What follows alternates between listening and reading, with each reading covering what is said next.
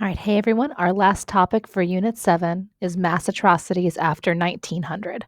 And what we're going to be talking about today are different genocides throughout the 20th century.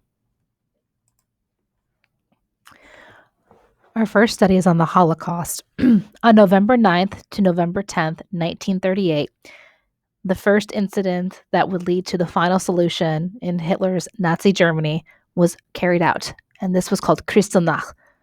Nazis in Germany torched synagogues, vandalized Jewish homes, schools, and businesses, and killed close to over 100 Jews.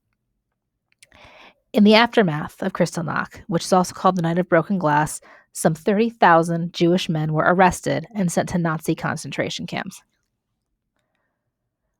German Jews have been subjected to repressive policy since 1933, when Nazi party leader Adolf Hitler became Chancellor of Germany. However, prior to Kristallnacht, these Nazi policies had been primarily nonviolent. After this pogrom, conditions for German Jews grew increasingly worse. During World War II, Hitler and the Nazis implemented the so-called final solution to what they referred to as the Jewish problem and carried out the systematic murder of millions of European Jews, as well as millions of other political enemies, known as the Holocaust.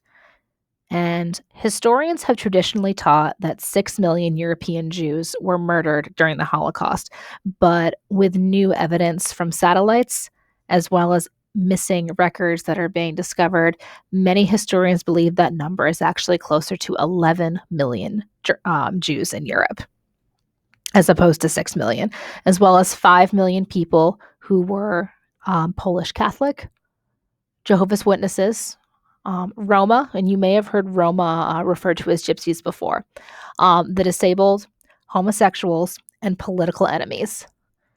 This was done in the interest of what Hitler would call racial purity to carry out his policy of Lebensraum, or living space, for people who were what he considered ethnic Germans. Nazi killings of civilians were part of a calculated policy of exterminating entire groups of people. German Jews were deprived of their citizenship and legal rights, and they were herded into ghettos. Many of them died here of starvation and disease.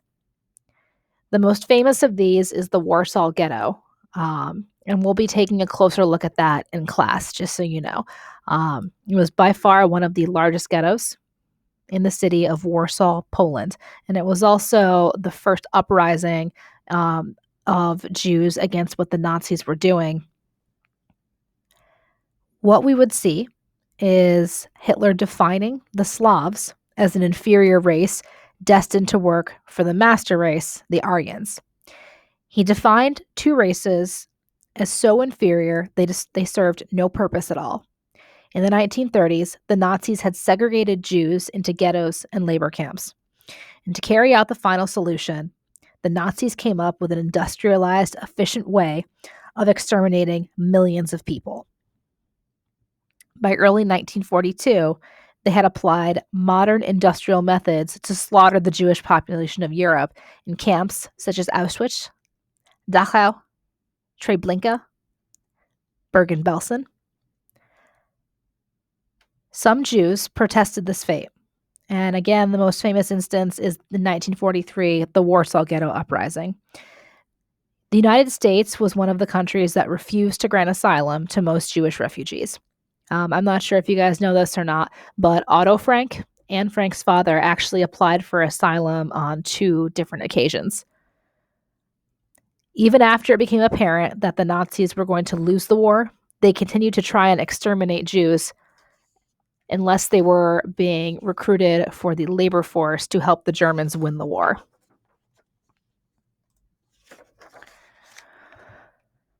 The Nanking Massacre has also been referred to as the Rape of Nanking. To break the spirit of the Chinese resistance, the Japanese ordered the city of Nanking be destroyed. Much of the city was burned, and Japanese troops launched a campaign of atrocities against the civilians. In what became known as the Rape of Nanking, the Japanese butchered an estimated 150,000 male war prisoners. They massacred an additional 50,000 male civilians, and assaulted at least 20,000 women and girls of all ages, many of whom died. The Nanjing Massacre, also written as the Nanking Massacre, was an episode of mass murder and mass sexual assault committed by Imperial Japanese troops against the residents of Nanking, then the capital city of China, during the Second Sino-Japanese War. The massacre occurred over a period of 6 weeks, starting on December 13th, 1937, the day that the Japanese captured Nanking. During this period, soldiers would murder Chinese civilians and disarm combatants, who estimated 40,000 to over 300,000. Since most Japanese military records of the killings were kept secret or destroyed shortly after the surrender of Japan in 1945, historians have been unable to accurately estimate the number of death toll from the massacre. The International Military Tribunal for the Far East in Tokyo estimated in 1946 that over 200,000 Chinese people were killed in the incident. China's official estimate is that more than 300,000 died, based on the evaluation of the Nanking War Crimes Tribunal in 1947. The death toll has been actively contested among scholars since the 1980s. The events remain a contentious political issue and a stumbling block in Sino-Japanese relations. The Chinese government has been accused of exaggerating aspects of the massacre, such as the death toll, by many Japanese, while historical negotiations and Japanese nationalists go as far as claiming the massacre was fabricated for propaganda purposes. The controversy surrounding the massacre remains a central issue in Japanese relations with other Asian Pacific nations, such as South Korea. Although the Japanese government has admitted to the killings of many non-combatants, looting, and other violence committed by the Imperial Japanese Army after the fall of Nanking, and Japanese veterans who served there have confirmed that a massacre took place, a small but vocal minority within both the Japanese government and society have argued that the death toll was military in nature and no such crimes ever occurred. Denial of the massacre and revisionist accounts of the killings have become a staple. In Japan, public opinion of the massacre varies, but few deny outright that the event occurred.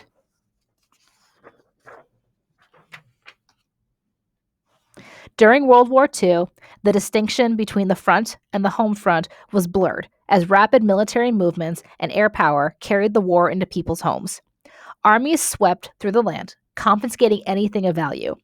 Bombing raids, called both casual bombing and fire bombing, destroyed entire cities. People were deported to die in concentration camps, and millions fled their home in terror. The war demanded enormous and sustained efforts from all civilians. In the Soviet Union and in the United States, industrial workers were pressed to turn out tanks, ships, and other war material. In the Soviet Union and in the other belligerent countries, mobilization of men for the military gave women significant roles in industrial and agricultural production. Unlike other belligerents, the U.S. flourished during the war, its economy stimulated by war production. Consumer goods were in short supply, so the American savings rate increased, laying the basis for a post-war consumer boom. The war weakened traditional ideas by bringing women, African Americans, and Mexican Americans into jobs once reserved for white men. Migrations of African Americans north and west and of Mexican immigrants to the southwest resulted in overcrowding and discrimination in the industrial cities. In addition, it was during this time that the U.S. would send out an order for all people of Japanese American descent to be relocated. They were forced to leave their homes, businesses, and lives behind, and were routed up and herded into internment camps based on their ethnic background. For more information, may I recommend They Called Us Enemy? It is a memoir of George Takei's youth. When we are looking at total war, the toll on civilians from World War II was tremendously high. The Holocaust killed over 11 million European Jews, which was over 60% of the pre-war Jewish population. All nations involved in the war used radio, film, and print media for campaigns of propaganda. And this propaganda was used for both misinformation, but also to increase participation in the war effort from civilians. Americans sacrificed a great deal for the war, but they benefited economically from it. The Soviet Union mobilized their entire population for the war, but because of the German invasion, much of the population suffered. In the rest of Western Europe, the war had immediate impact on daily lives. European culture was changed by the war. The war made the US willing to take on a more active role in international politics, eventually dominating and becoming the leading world power. In Japan, few civilians experienced the war firsthand until 1944. After Japan was defeated, Britain wanted to liberate her former colonies by returning them to British rule.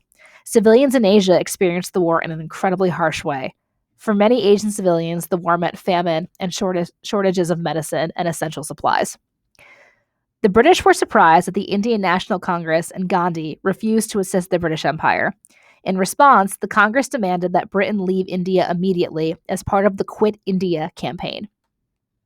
Arabs were also disturbed by how Britain handled the war in Africa and the Middle East. Britain's African colonies were the most supportive of the British war effort. The King's African Rifles were recruited in Nigeria and Kenya, but experience in the war also taught Africans about self-determination. Africans in French colonies supplied soldiers for Charles de Gaulle's Free French Army.